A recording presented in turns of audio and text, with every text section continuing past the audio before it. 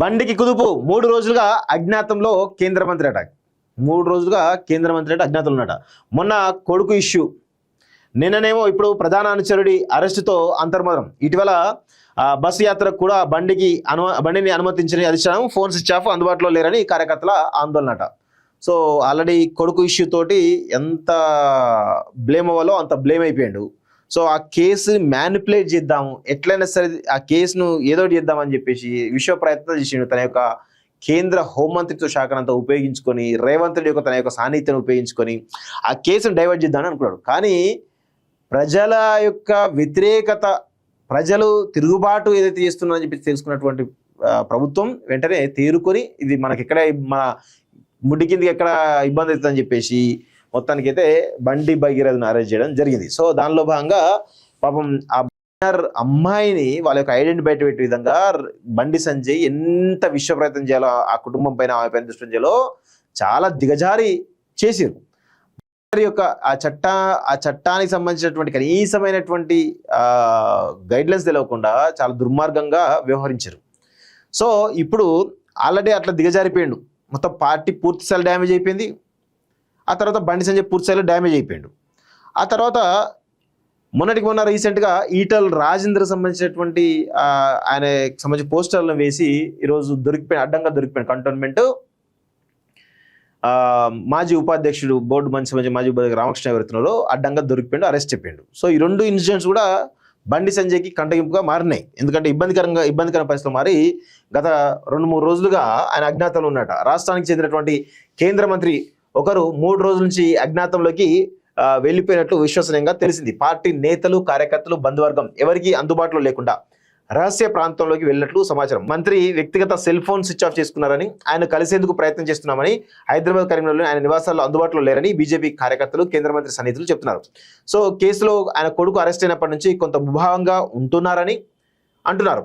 ఈ ఘటన తర్వాత పార్టీకి కూడా క్రమంగా దూరం పెడుతూ వస్తుందని, గత నెల చివరి వారంలో జరిగిన రైతు గోసా బీజేపీ భరోసా బస్ యాత్రలో పాల్గొనేందుకు కూడా ఢిల్లీ బీజేపీ నిరాకరించినట్టు చెప్తున్నారు. దీనికి తోడు తాజాగా బీజేపీలో సంచలన వివాదాస్పద ఫ్లెక్సీల కేసులో మంత్రికి అనుచరుడిగా గుర్తింపున్నట్టు బీజేపీ నాయకుడు, సికింద్రాబాద్ కంటోన్మెంట్ మాజీ వైస్ ప్రెసిడెంట్ రామకృష్ణన్ కూడా పోలీసులు అరెస్ట్ చేయడంతో ఆయన అజ్ఞాతంలో వెళ్ళినట్టు బీజేపీ కార్యకర్తలో చర్చ జరుగుతున్నది. సో బండి భగీరథ సమస్య కేసు వ్యవహారంలో కేంద్ర మంత్రి ముందుగా బీఆర్ఎస్ పై తీవ్రమైనటువంటి ఆరోపణలు చేశారు. కావాలని తమపై కుట్ర చేశారని, తనను అప్రతిష్ట పాలు చేసేందుకే ఈ కేసును వాడుకున్నానని కేంద్ర మంత్రి, ఆయన సన్నిహిత వర్గం అనేక సార్లు విమర్శలు చేసింది. అయితే భగీరథ్ జైలుకు వెళ్ళిన తర్వాత ఆయన ఆలోచన విధానం మారిందని మంత్రి సన్నిహితులు చెప్తున్నారు. 2 బీజేపీ సీనియర్ నేతలు త్వరలోనే జరగబోయే కేంద్ర మంత్రివర్గ విస్తరణ రేసులో ఉన్న ఎంపీలే తనపై కుట్ర చేశారని, తన కొడుకు కేసును వాడుకున్నారని సదరు మంత్రి బలంగా నమ్ముతున్నారని విశ్వసనీయ వర్గాలు అంటున్నాయి.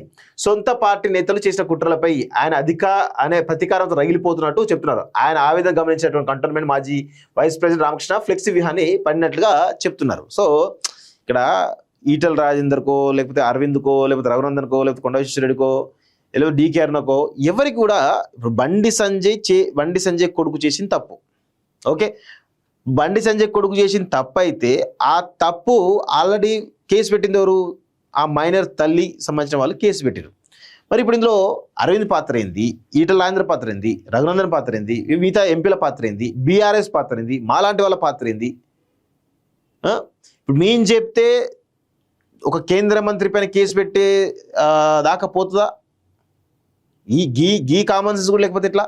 బండి సంజయ్కి 100% మీరు చేసింది, మీ కొడుకు చేసింది తప్పు, దానికి మీరే ఆజ్యం పోసిరు.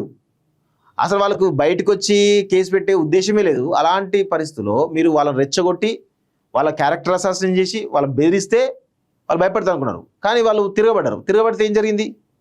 ఫలితం కొడుకు పోయి జైల్లో ఉన్నాడు.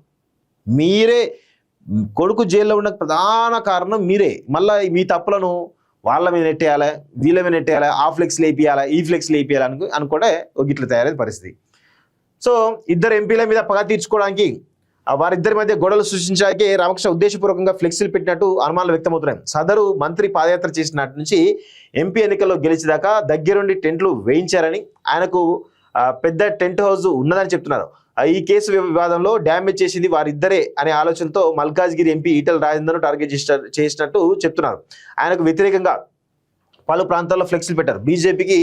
బీజేపీ నీకోసం నిలబడితే ఇదంతా ఆయన గురించి తెలుసుగా. రైతు ఆ తర్వాత బీజేపీ స్వయంగా విచారణకు ఆదేశించింది. సో దొరికిండు దొంగ, సొంత పార్టీ నాయకుడు దొరికిండు.